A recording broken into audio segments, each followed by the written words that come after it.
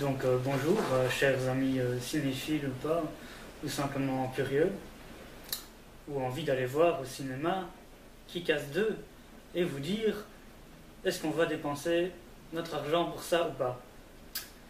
Donc la réponse est vous pouvez. Mais donc j'ai quelques petites réserves sur le film quand même, mais le film vaut quand même le déplacement au cinéma. Donc une autre fois j'ai parlé du premier film réalisé par Matthew Vaughn. Cette fois-ci le film, le deuxième film, n'est plus réalisé par Matthew Vaughn mais par Jeff Wadlow. Jeff Wadlow n'est pas en un côté d'équipe puisque c'est quand même Matthew Vaughn qui l'a choisi. Donc Jeff Wadlow, jusqu'ici, ce n'est que son deuxième film. Et son premier film c'était Never Back Down. Et malheureusement pour lui, le film n'a pas été un succès public ni un succès critique non plus. Jeff Wadlow, à l'instar de Matthew Vaughn, scénarise l'adaptation de la BD de Mark Millar lui-même. Au casting de ce deuxième épisode, on retrouve à peu près tous les mêmes acteurs. Donc Mark Strong n'est plus là puisqu'il a été tué dans le premier. Nicolas Cage n'est plus là puisqu'il a été tué dans le premier. Donc on retrouve Aaron Taylor Johnson dans le rôle principal qui joue Dave alias Kick-Ass. On retrouve Christopher Mintz-Plasse dans le rôle de Chris D'Amico alias Red Mist, et cette fois-ci qui va s'appeler Motherfucker, donc il va changer de nom. On retrouve Chloé Grace Moretz, donc avec 2 ans de plus, et qui joue elle Mindy alias It Girl. On retrouve les 2 meilleurs amis de Dave, mais cette fois-ci Todd, son deuxième meilleur ami, n'est plus joué par le même acteur. Et surtout, on retrouve dans un rôle secondaire Jim Carrey, donc Jim Carrey que tout le monde connaît, qui a joué dans The Mask, qui a joué dans Batman Forever, enfin un comique bien connu de tous, qui a un petit rôle. L'histoire, cette fois-ci, donc peut-être ne pas écouter ceux qui ne veulent pas connaître l'histoire. Donc Chris D'Amico, Red Mist, cette fois-ci il veut se venger de son papa qui a été tué par Kick-Ass. Il tue accidentellement sa mère. De s'appeler maintenant Motherfucker et de former, donc comme il a beaucoup d'argent, qu'il est riche, de former une armée de super méchants dont la plus fameuse est Motor Russia. De son côté, Dave alias Kick-Ass décide, après avoir arrêté ses activités de super-héros parce que c'est quand même dangereux, il décide de reprendre ses activités et il demande à It Girl de l'entraîner. It Girl, qui elle n'avait pas arrêté ses activités de super-héroïne, donc entraîne Kick-Ass.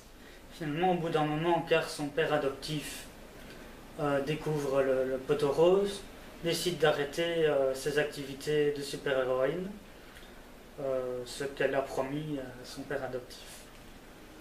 Kick-Ass, lui, donc rencontre un deuxième super-héros, Dr Gravity, si je me souviens bien.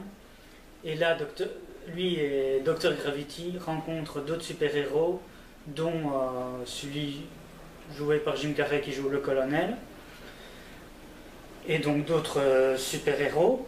Là, ils décident de former une espèce de ligue, une espèce de ligue des justiciers. Je crois qu'ils appellent ça Justice Forever, si ma mémoire est bonne. Il y a toute une partie de l'histoire quand Mindy arrête ses activités, où en fait elle veut devenir une jeune fille de son âge. Donc elle rencontre des copines qui s'avèrent être des pétasses.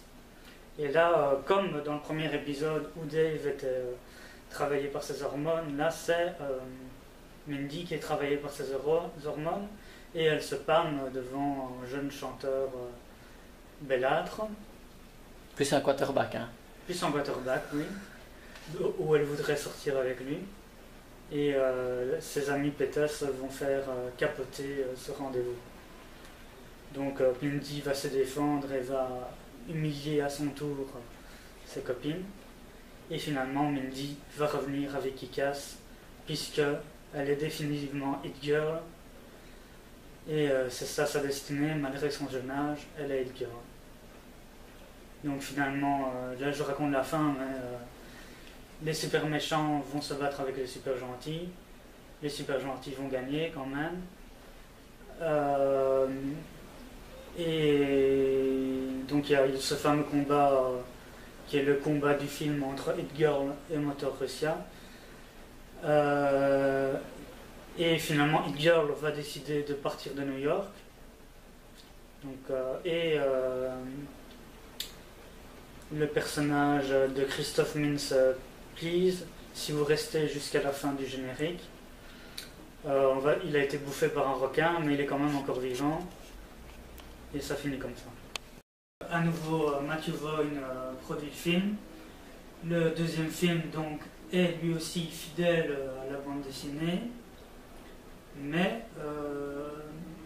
contrairement au premier opus qu'a scénarisé Matthew Vaughn et Eugene Goldman, Jeff Wadlow, qui a signé l'adaptation, le scénario en plus de la réalisation, a pris quand même plus de liberté par rapport à la BD. Donc de toute façon la BD comme le premier opus est plus violente, plus trash, plus gore. Donc je vais citer un exemple peut-être, avec la copine de Dave, Cathy. Dans le film rien ne lui arrive et dans la BD elle se fait violer, torturer même, puis assassiner. Donc voilà les quelques différences que je peux rappeler pour ceux qui n'ont peut-être pas vu la première vidéo sur le premier film. Aaron Taylor Johnson, qui joue Dave, est quand même plus beau que dans la BD. Chloé Moretz est plus âgée que dans la BD. Dans le premier opus, elle a 13 ans. Le premier opus film, elle a 13 ans. Dans le deuxième film, elle a 15 ans. Et dans la BD, que ce soit dans Kick-Ass 1 ou Kick-Ass 2, elle a 11-12 ans. Et alors, est-ce que le film est vraiment le deuxième, un peu Orange Mécanique 2 qu'avait prévu Matthew Vaughn ou pas? Ben, finalement, non. Même la BD non plus. En fait, pour faire baver ses fans, Mark Millar avait dit que la BD numéro 2 serait inspirée d'Orange Mécanique. Donc, la BD est plus violente que la première BD. Bon, on ne voit pas trop le rapport avec Orange Mécanique quand même. Hein. Donc un peu publicité, un peu mensongère. Jeff Wadlow, comme je l'ai dit, lui est fidèle à la BD, mais il l'est moins que Matthew Vaughn.